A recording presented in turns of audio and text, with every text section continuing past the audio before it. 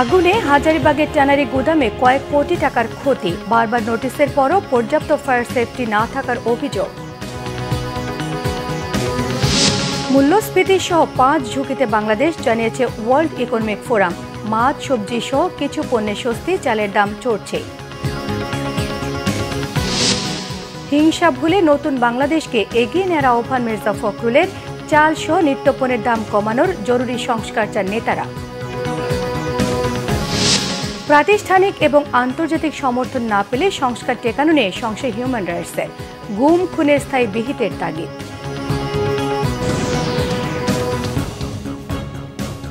দেখছিলেন crown cement সংবাদ শিরোনাম। প্রায় 2.5 ঘন্টা পর রাজধানীর হাজারীবাগের ফিনিক্স লেদার কমপ্লেক্সে লাগা আগুন নিয়ন্ত্রণে এসেছে। ফায়ার সার্ভিসের 12টি ইউনিটের প্রচেষ্টায় আগুন নিয়ন্ত্রণে আসে। হতাহতের ঘটনা না ঘটলেও আগুনে কয়েক কোটি টাকার ক্ষতি হয়েছে দাবি করেছেন ব্যবসায়ীরা। বিস্তারিত জানাচ্ছেন নাবিল জাহাঙ্গীর।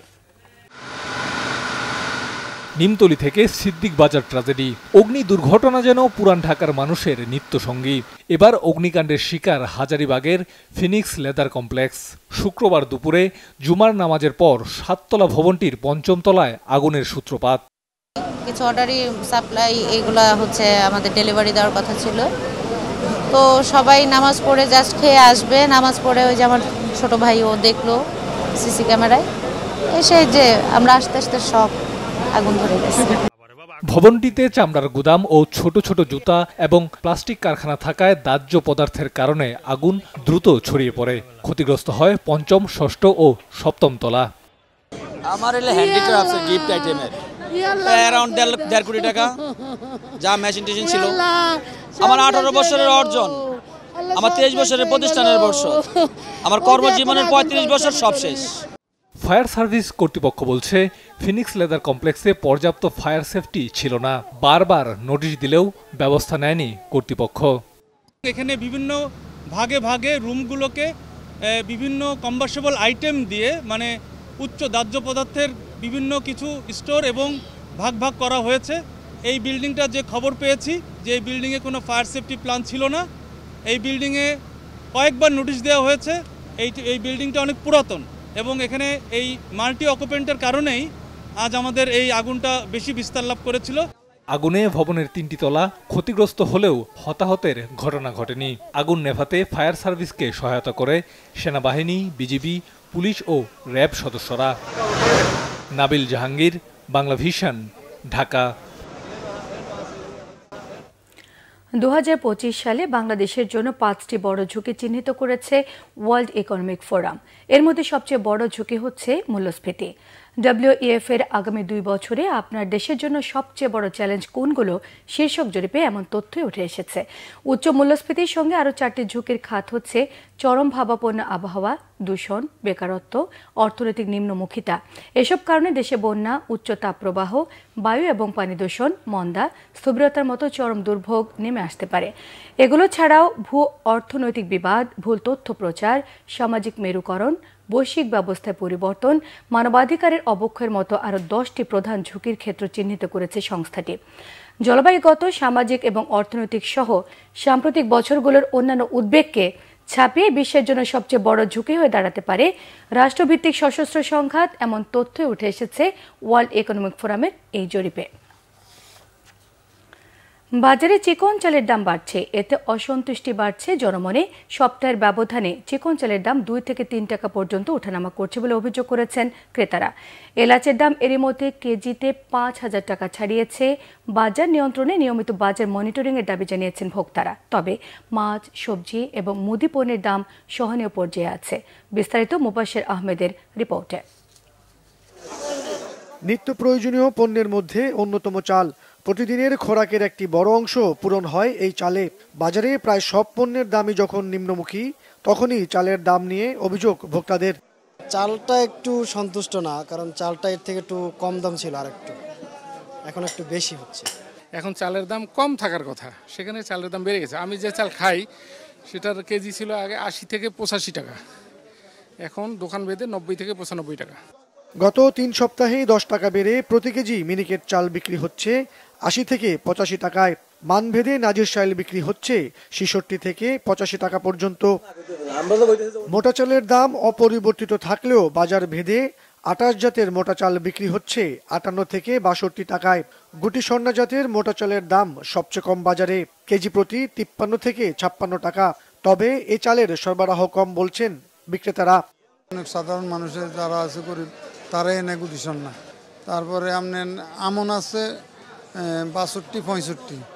গুটি স্বর্ণার চাহিদা তো কম, এটা তো মনে করেন নিম্ন এলাকা যেখানে ওখানে চলে বেশি। এটা তো মনে করেন আপনার মধ্যবিত্ত এলাকা, এখানে চিকুন চালটা বেশি চলে। গত সপ্তাহের মতো মুসুর ডাল বিক্রি হচ্ছে ১৩৫ টাকায়। তবে বাজার ভেদে একই ডালের দাম কেজিতে ২ থেকে ৫ টাকা পর্যন্ত ওঠানামা করছে। অস্বাভাবিক বেড়েছে এলাচের দাম।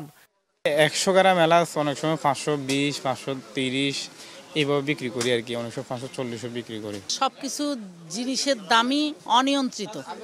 কালকে যে সয়াবিন তেল হয়তো ৭ দিন আগে যে দাম ছিল আজকে সেটা বেড়ে গেছে। ব্রয়লার মুরগি বিক্রি হচ্ছে ২০০ টাকায়।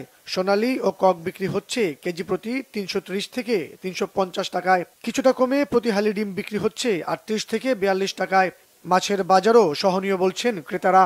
চিংড়ি মাছের কেজি হচ্ছে ১০০০ টাকা, আর রুই মাছের কেজি হচ্ছে গিয়ে ৫০০ টাকা, আর ট্যাংরা মাছ হচ্ছে ৭০০ টাকা। Reasonable price. মাছের বাজারটা আছে, খুব একটা ইনক্রিজ হয়নি। মাছের বাজার ভালোই আছে, খারাপ না। সবজির বাজারে ফুলকপি, ব্রোকলি পর্যাপ্ত সরবরাহ থাকায় প্রতি পিস বিক্রি হচ্ছে ২০ থেকে ২৫ টাকায়। কেজি প্রতি আলু বিক্রি হচ্ছে ৪০ থেকে ৪৫ টাকা, আর ৫০ টাকায় টমেটো। এখন সবজি বাগান যেভাবে দাম আছে ঠিক আছে, এটা আমাদের সাধ্যের মধ্যে আছে। আগের তুলনায় তো এখন অনেক ভালো, আগের থেকে দামও কম এখন, কিন্তু মানে ৫০০ টাকা তো ব্যাগ ভরে যায় এখন বাজার করলে। মোবাশ্বের আহমেদ, বাংলা ভিশন, ঢাকা। মিয়ানমার থেকে আমদানি করা ২২,০০০ মেট্রিক টন আতপ চাল এসে পৌঁছেছে চট্টগ্রাম বন্দরে। এটি অন্তর্বর্তী সরকারের আমলে মিয়ানমার থেকে আমদানি করা চালের প্রথম চালান। রাতে এমভি গোল্ডেন স্টার নামের জাহাজে করে এসব চাল এসে পৌঁছায় চট্টগ্রাম বন্দরে। পরীক্ষা শেষে দ্রুত জাহাজটি থেকে চাল খালাস শুরু হবে বলে জানিয়েছে বন্দর কর্তৃপক্ষ। মিয়ানমার থেকে মোট ১,০৫,০০০ টন চাল আমদানি করছে সরকার। উন্মুক্ত দরপত্রের চুক্তির আওতায় মিয়ানমার থেকে কেনা চাল ধাপে ধাপে ফেব্রুয়ারির মধ্যে চট্টগ্রাম বন্দরে পৌঁছবে। এর আগে গত ১১ জানুয়ারি উন্মুক্ত দরপত্র চুক্তির আওতায় ভারতের অন্ধ্রপ্রদেশের কাকিনাডা বন্দর থেকে ২৬,৯৩৫ মেট্রিক টন চাল নিয়ে চট্টগ্রাম বন্দরে এসেছিল এমভি এসডিআর ইউনিভার্স। আগামী ২-১ দিনের মধ্যে আরও ২৫০০ টন চাল নিয়ে আরেকটি জাহাজ আসবে মিয়ানমার থেকে।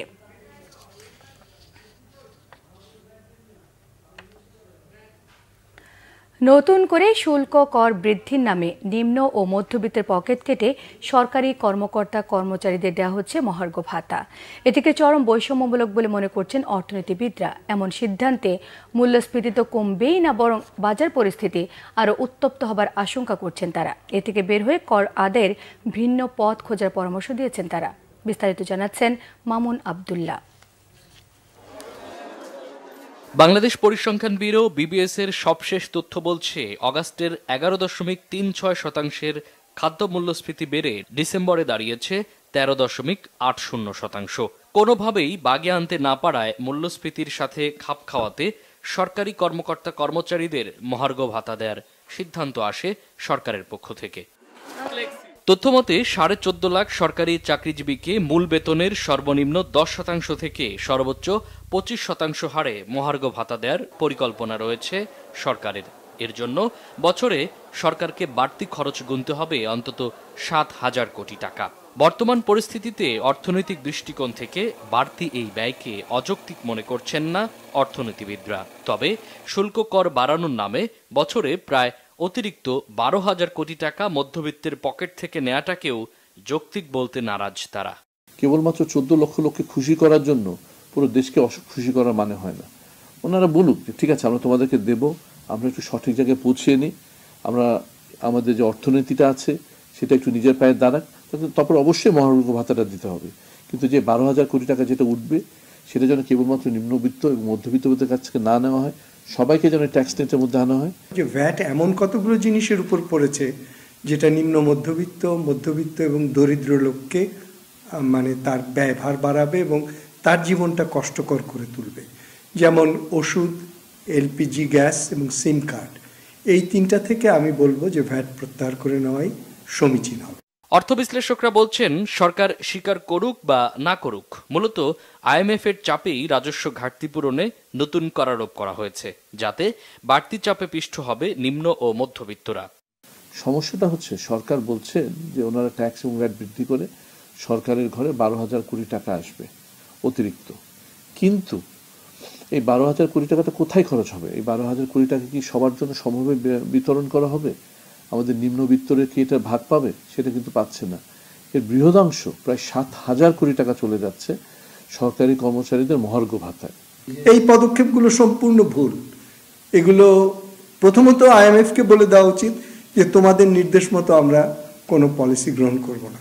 দ্বিতীয়ত নিজস্ব ফিলসফি অনুযায়ী পলিসি প্রণয়ন করা উচিত এবং সেই জন্য নিত্য প্রয়োজনীয় দ্রব্যের উপর থেকে ভ্যাট তুলে নেওয়া উচিত। সরকার তো বৈষম্য নিরসনকারী কোনো পদক্ষেপ নিচ্ছে না, কারণ বরঞ্চ সরকারের এই পদক্ষেপে বৈষম্য বাড়ছে।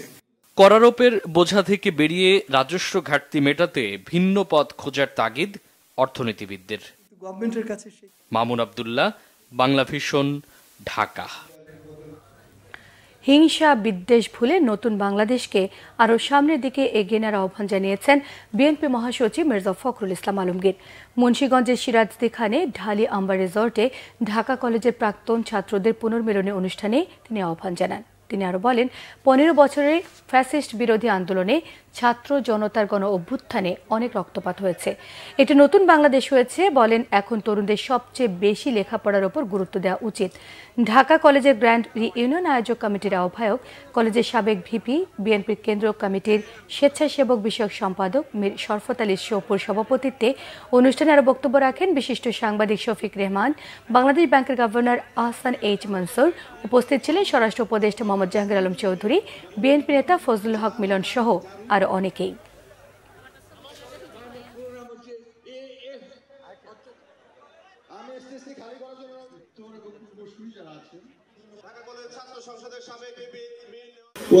বছরের ফ্যাসিস্ট বিরোধী আন্দোলনে ছাত্র জনতার উত্থানের মধ্যে দিয়ে অনেক রক্তপাত হয়েছে।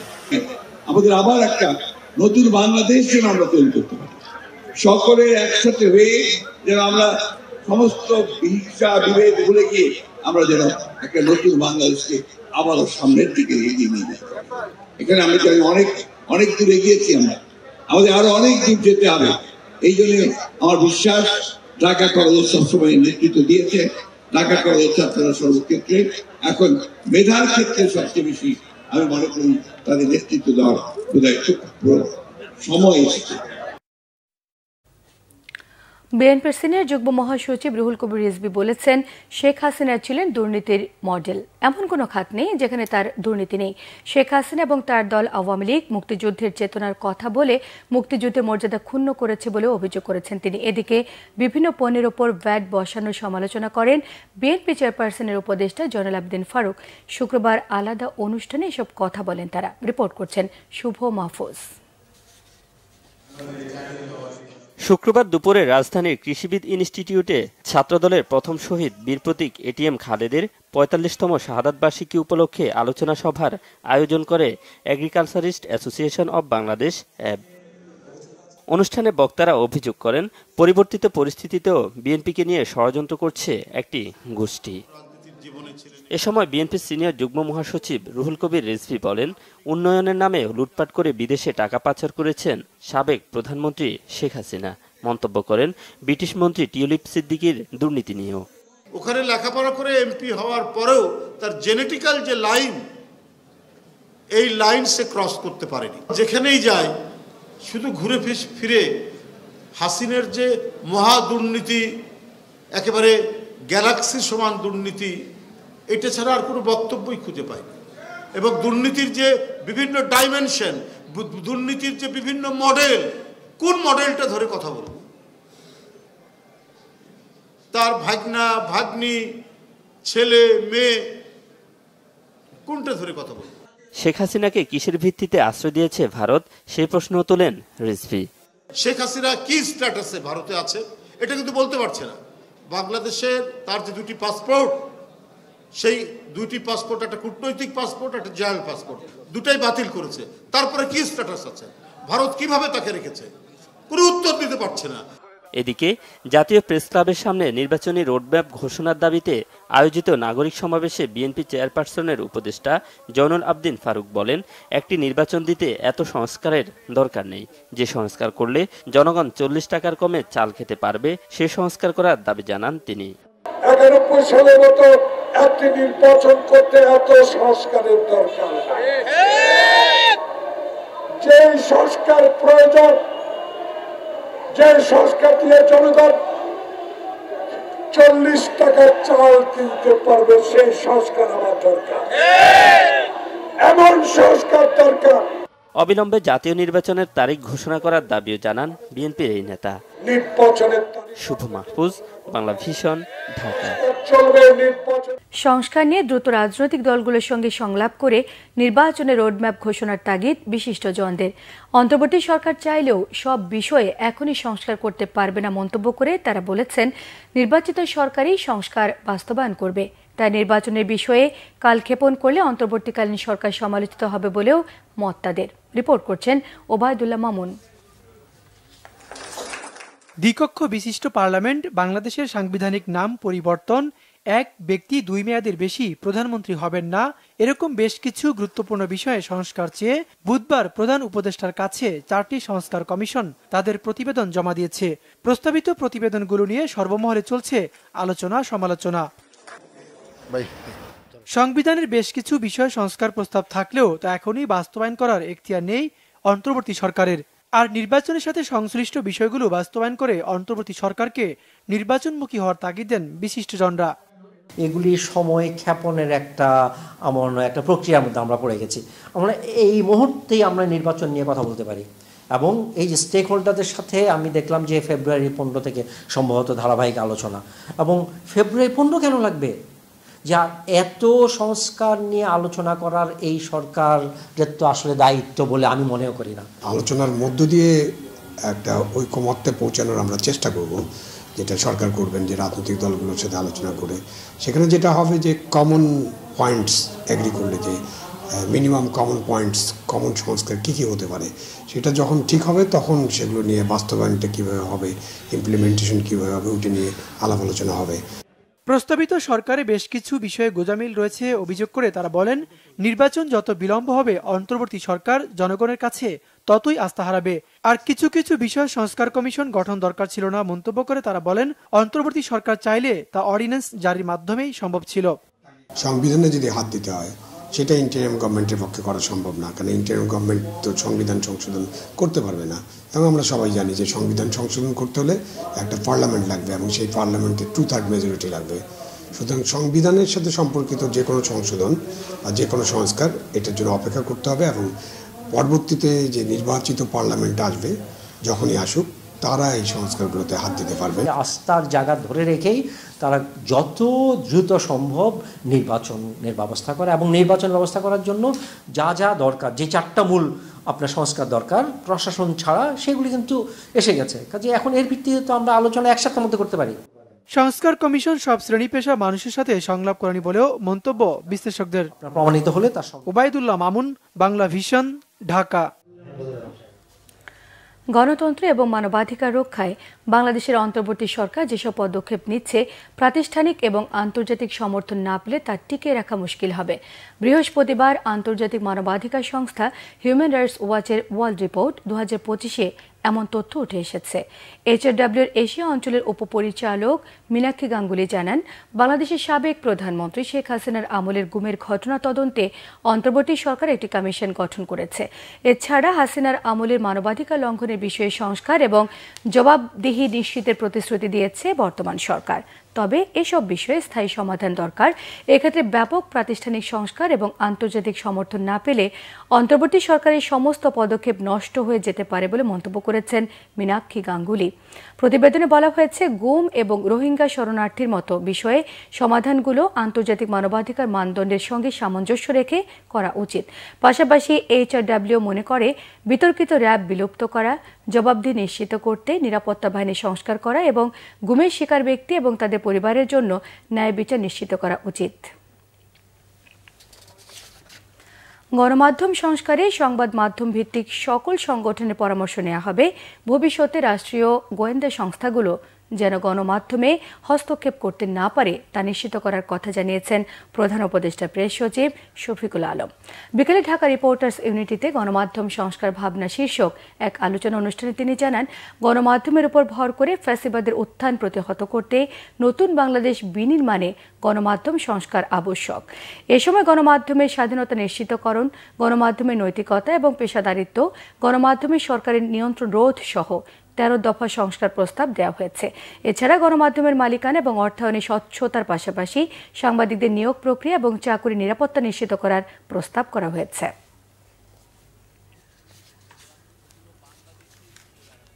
গণমাধ্যমের সংস্কার কেন আমরা করতে চাচ্ছি বা কেন এটা করার প্রয়োজনীয়তা হলো, এটার মূল কারণ হচ্ছে যে গণমাধ্যমকে গত 15 বছরে শেখ হাসিনার স্বৈরাচারী গভর্নমেন্ট ভয়ানকভাবে ইউজ করেছে। ডিজিএফআইয়ের একটা ফোন কল, এনএসআইয়ের একটা ফোন কল বা ডিবির একটা ফোন কল বা একটা মিনিস্টারের একটা ফোন কল এনাফ ছিল। দর্শক, এই মুহূর্তে পূর্বাঞ্চলে বাণিজ্য মেলায় আছেন আমাদের সহকর্মী ফজলে রাব্বি। সরাসরি কথা বলছি তার সঙ্গে। রাব্বি, শুনতে পাচ্ছেন? রাব্বি, আজ তো শুক্রবার, ছুটির দিন, তো বাণিজ্য মেলা কতটা জমে উঠেছে আমাদের জানাবেন। তাছাড়া ক্রেতা বিক্রেতারা কি বলছেন, কি ভাবছেন?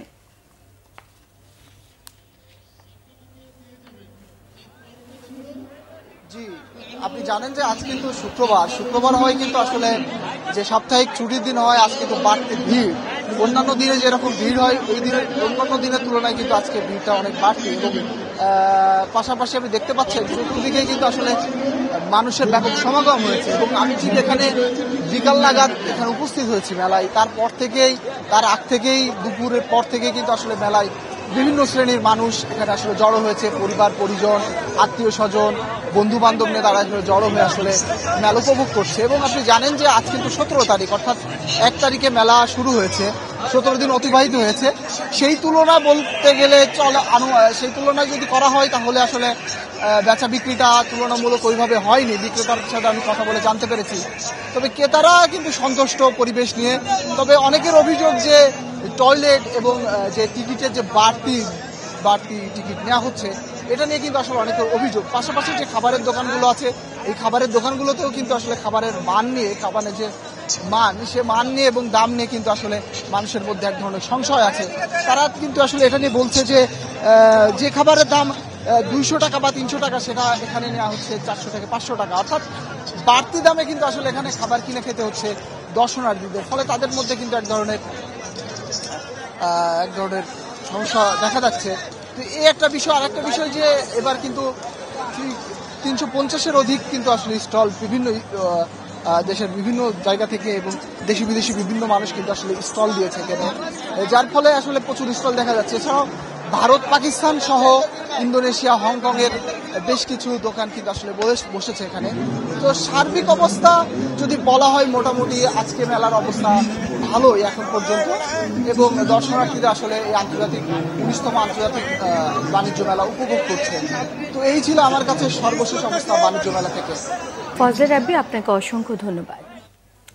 জামায়াতে ইসলামের আমির ডাক্তার শফিকুর রহমান শেখ হাসিনা এবং তার দলের নেতাদেরকে উদ্দেশ্য করে বলেছেন, দেশে আসেন, কাশিমপুরে থাকার ভালো জায়গা করা হবে। শুক্রবার বিকেলে চুয়াডাঙ্গা জেলা জামায়াতের কর্মী সম্মেলনে প্রধান অতিথির বক্তব্যে তিনি এসব কথা বলেন। ডাক্তার শফিক আরও বলেন, খারাপ মূলের গাছ কাটা পড়েছে, কিন্তু আগাছা রয়েই গেছে, এগুলিও পরিষ্কার করা হবে। তাই আবারও সবাইকে যুদ্ধের জন্য প্রস্তুত হবার আহ্বান জানান তিনি। এছাড়া রাজনৈতিক সকল দলের নেতাকর্মীদের নিজেদের মাঝে যুদ্ধ বা বিবাদে না জড়ানোর জন্য অনুরোধ জানিয়েছেন জামায়াতের আমির। যদি সত্যি দেশের মানুষকে ভালোবেসে থাকেন তাহলে একা একা থাকেন না, একা থাকার দুঃখ বড় মুঠা। চলে আসেন, আমাদের কাছে আসেন, আমরা কাশিমপুরে আপনাদেরকে ভালো জায়গা করে দেব। খারাপ ফলের গাছ কাটা পড়েছে, কিন্তু আগাছা রয়ে গেছে, এগুলাকে পরিষ্কার করা হবে ইনশাআল্লাহ। সত্যিই যদি দেশকে ভালোবাসি তাহলে বিবেকবান জনগণ যাকে পছন্দ তারা তাদের ভোট দিয়ে তাকে ক্ষমতায় পাঠাবে এবং তখন দেশে একটা সুশাসন আশা করা যায়। কিন্তু এই বদ হাসলত যদি কেউ ছাড়তে না পারেন তাহলে অনুরোধ করব জনগণকে মেহরবানি করে বোকা ভাববেন না।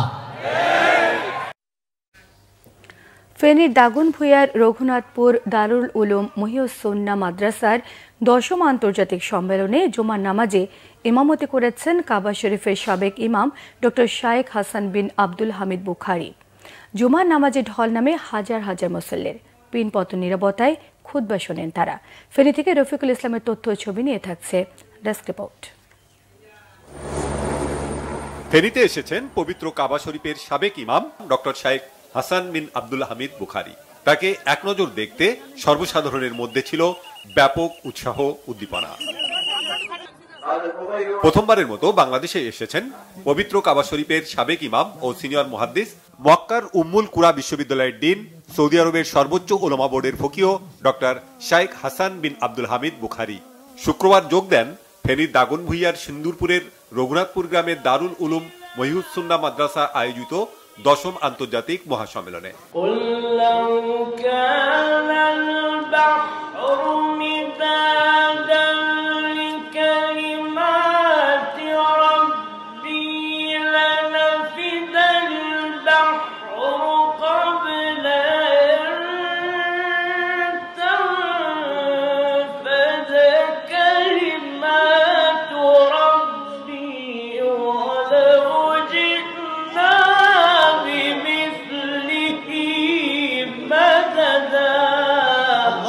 আয়োজকরা জানান তাদের সন্তুষ্টির কথা।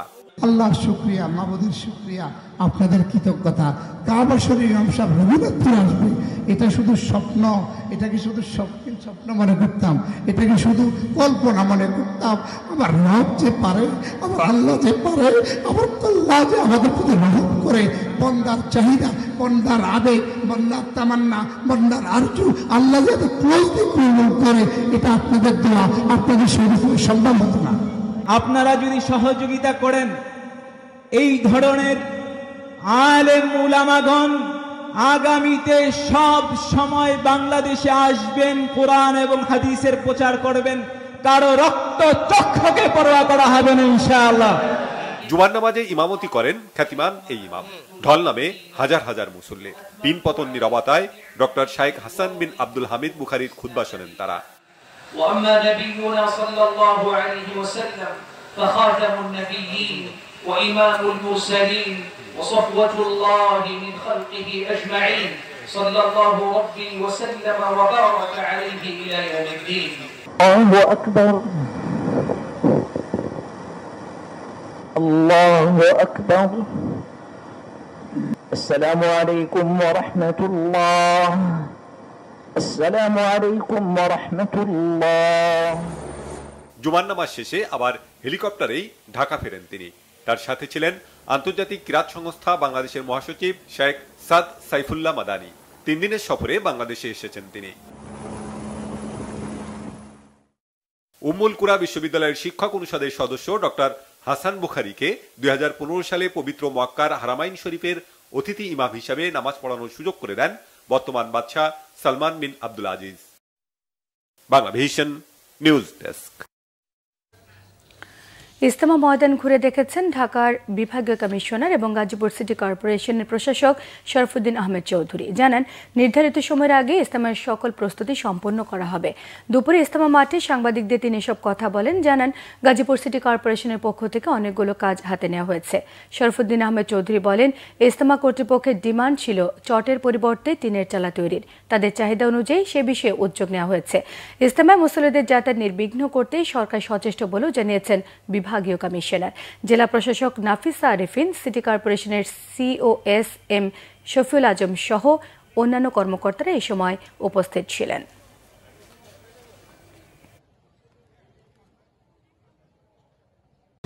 তো সিটি কর্পোরেশনের পক্ষ থেকে অনেকগুলো কাজ হাতে নেওয়া হয়েছে, বিশেষ করে ভিতরে ইন্টারনাল যে রোড কমিউনিকেশন, টয়লেট ফেসিলিটিসের বিষয়গুলো আছে, পানির বিষয়গুলো আছে, সেই কাজগুলো এখন চলমান আছে। আমরা বেশ কিছু চলমান কাজ দেখে আসছি এবং বাকি কাজগুলো আমরা ইজতেমার যে নির্ধারিত সময় তার আগেই আসলে সম্পন্ন করতে পারবো এই আশা আমরা করছি। একইভাবে ইলেকট্রিসিটির যে কাজগুলো আছে সেইগুলো আমরা প্রস্তুতি নিয়েছি। সিসিটিভি ক্যামেরা লাগানোর কিছু বিষয় আছে, বিভিন্ন ওয়াচ টাওয়ার নির্মাণের বিষয় আছে, ল অ্যান্ড অর্ডার, র্যাব, সবগুলা কাজই আমাদের এগুচ্ছে। দুর্বল সবল মেডিকেল একীভূত করার কথা ভাবছেন সরকার, জানিয়েছেন স্বাস্থ্য উপদেষ্টা নুরজাহান বেগম।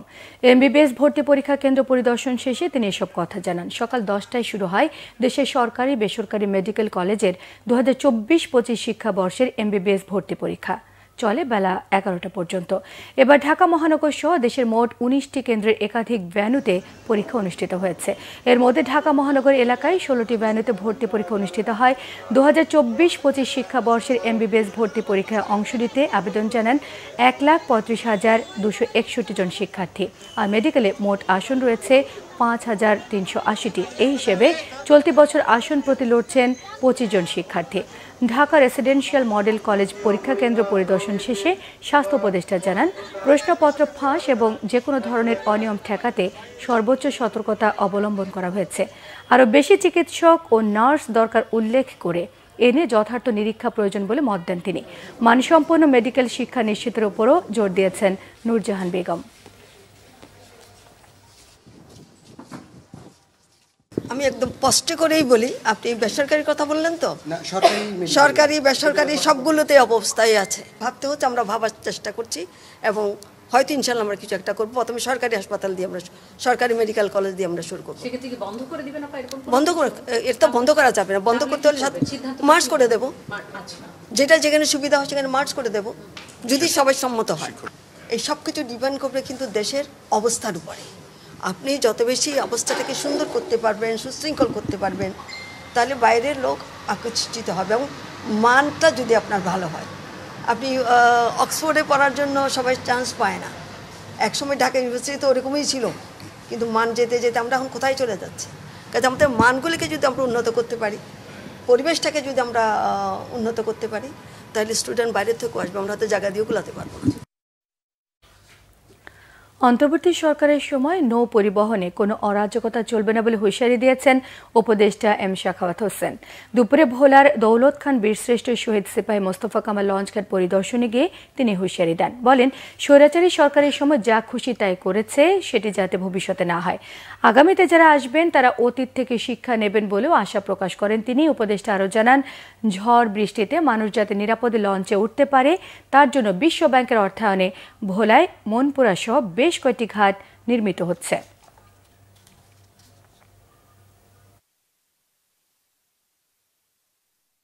এই অরাজকতা না হয়, যিনি ইজারা নেবেন তিনি ফিক্স করবেন কত টাকায় তিনি, বা আমরা বলে দিচ্ছি কত টাকায় টিকিটটা নেওয়া হবে।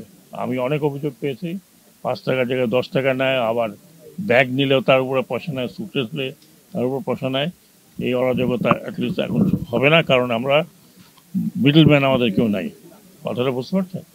আশা করি যে আগে যে স্বৈরাচারী সরকারের সময় যার খুশি তাই করছে, সেটা যাতে ভবিষ্যতে না হয়। ভবিষ্যতে যারা আসবেন আশা করি যে তারা শিক্ষা নেবেন অতীত থেকে, যে কি করলে কি হয়। গণ অধিকার পরিষদের সভাপতি নুরুল হক নূর বলেছেন, গণ অভ্যুত্থানে তৈরি হওয়া জাতীয় ঐক্যের ফাটল ঠেকাতে সকল কার্যক্রমে সতর্ক থাকতে হবে। জনগণের পালস বুঝে কাজ করার আহ্বান জানিয়েছেন তিনি। সকালে নগরীর সিটি বাজার এলাকায় দলের জেলা ও মহানগর কার্যালয়ের উদ্বোধনী অনুষ্ঠান শেষে সাংবাদিকদের এসব কথা বলেন তিনি আরও বলেন, সরকারের কাজে গতি আনার জন্য জাতীয় নির্বাচনের আগে দলীয় প্রভাবমুক্ত স্থানীয় সরকার নির্বাচন অনুষ্ঠান এবং সংস্কার কমিশনের প্রস্তাবনার আলোকে রাজনৈতিক দলের সঙ্গে আলোচনা করে রাষ্ট্র সংস্কার নিয়ে পূর্ণাঙ্গ রূপরেখা জাতির সামনে প্রকাশ করতে হবে। একটা গণ অভ্যুত্থানের পরে পৃথিবীর বিভিন্ন দেশে সংবিধান পরিবর্তন হয়, পূর্বের সংবিধান কার্যত স্থগিত করা হয়। তো সেই জায়গা থেকে যদি ঘোষণাপত্র দেওয়া হয়, তাহলে আমার মনে হয় অনেক কিছুই স্পষ্ট হয়ে উঠবে এবং আমার মনে হয় এই ঘোষণাপত্র এবং রাষ্ট্র সংস্কার নতুন বাংলাদেশ বিনির্মাণে আমাদের মধ্যে যে জুলাই গণ অভ্যুত্থানকে কেন্দ্র করে জাতীয় ঐক্য এবং সংহতি প্রতিষ্ঠিত হয়েছে, সেটি কোনোভাবেই ফাটল কিংবা বিভাজনের রূপ দেওয়া যাবে না। সেজন্য সবাইকে বাক্য চয়নে, শব্দ চয়নে, কার্যক্রমে সতর্ক থাকতে হবে এবং জনগণের পালস বুঝেও কাজ করতে হবে। পাঠ্যপুস্তক থেকে যারা জুলাই গণ অভ্যুত্থানে গ্রাফিতি মুছে দিয়েছে তারা ফ্যাসিবাদ বলে মন্তব্য করেছেন রাষ্ট্রচিন্তক এবং গবেষক অধ্যাপক সলিমুল্লাহ খান। তিনি জানান, ফ্যাসিবাদীরা এখনো জীবন্ত রয়েছে। জুলাই আন্দোলনকারীদের যারা মারধর করেছে তারাও ফ্যাসিবাদী বলে অভিযোগ করেন তিনি। এদের বিচারও দাবি করেন তিনি। ঢাকা বিশ্ববিদ্যালয়ের আরসি মজুমদার হলে পিআইবি আয়োজিত ফ্যাসিবাদী জমানার শিকারী সাংবাদিকতা নিয়ে সেমিনারে এসব কথা জানিয়েছেন তিনি। ফ্যাসিবাদ রেজিমের পাশাপাশি দৈনন্দিন জীবনেও ফ্যাসিবাদী কার্যক্রম চলমান বলে মন্তব্য করেন। সেমিনারে ঢাকা বিশ্ববিদ্যালয়ের উপাচার্য অধ্যাপক ডক্টর নিয়াজ আহমেদ জানান, বিপদ থেকে বাঁচতে সবাইকে ঐক্যবদ্ধ থাকতে হবে। এজন্য শিকারী সাংবাদিকতার আলোচনা বিস্তৃত করার আহ্বান জানিয়েছেন। পিআইবি মহাপরিচালক ফারুক ওয়াসিফ সহ অন্যান্যরা এতে বক্তব্য রাখেন। ইকুমেনিক্যাল খ্রিস্টান ট্রাস্ট ইসিটি এবং সেন্ট থমাস চার্চের যৌথ উদ্যোগে রাজধানীতে সেমিনার অনুষ্ঠিত হয়েছে। নিরাপত্তা, ধর্মীয় সম্প্রীতি এবং জাতীয় ঐক্যের প্রয়োজনীয়তা শীর্ষক সেমিনারে প্রধান অতিথি হিসেবে ছিলেন সেন্ট থমাস চার্চের সিনিয়র নেতা জর্জ বিনিময় রায়। বিশেষ অতিথি হিসেবে ছিলেন অধ্যাপক নাসিরউদ্দিন আহমেদ, ইসিটি বোর্ডের সদস্য বিশপ সাইমন বারুই এবং বোর্ডের ট্রেজারার জন সুশান্ত বিশ্বাস। সেমিনারে তরুণদের মধ্যে বক্তব্য রাখেন মার্ক মৃণাল মণ্ডল, নিকোল হিরান নদী, পাস্টাল চার্চ স্বাধীন বিশ্বাস, অনুপম মল্লিক আদিত্য, শাহাদাত এবং সুজাউল ইসলাম। অনুষ্ঠানে সভাপতিত্ব করেন ইকুমেনিক্যাল খ্রিস্টান ট্রাস্টের চেয়ারম্যান ইম্মানুয়েল মল্লিক। সেমিনারে মূল প্রবন্ধ উপস্থাপন করেন ট্রাস্টের সেক্রেটারি মিল্টন বিশ্বাস। স্বাগত বক্তব্য রাখেন চার্চ সম্পাদক ডেভিড প্রবীর হালদার।